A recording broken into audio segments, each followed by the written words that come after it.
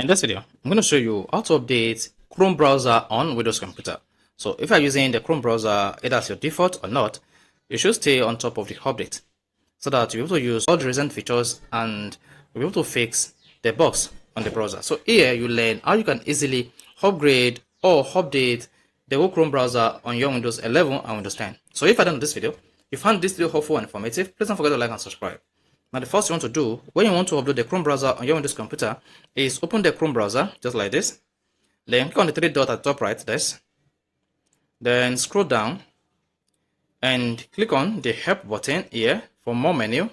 Then choose about Chrome. Then once you click on about Google Chrome, under about Google Chrome, you should see whether there's an update available or not.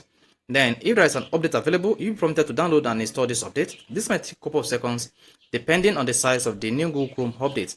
And once the update is downloaded and installed, then you'll be prompted to restart the Chrome browser. And once the Chrome browser restarted, the newly updated version of the Chrome will be installed on your browser. So this is how you can easily download and update Google Chrome on your Windows 11 and Windows 10. Please, if this is helpful and informative, please don't forget to like and subscribe.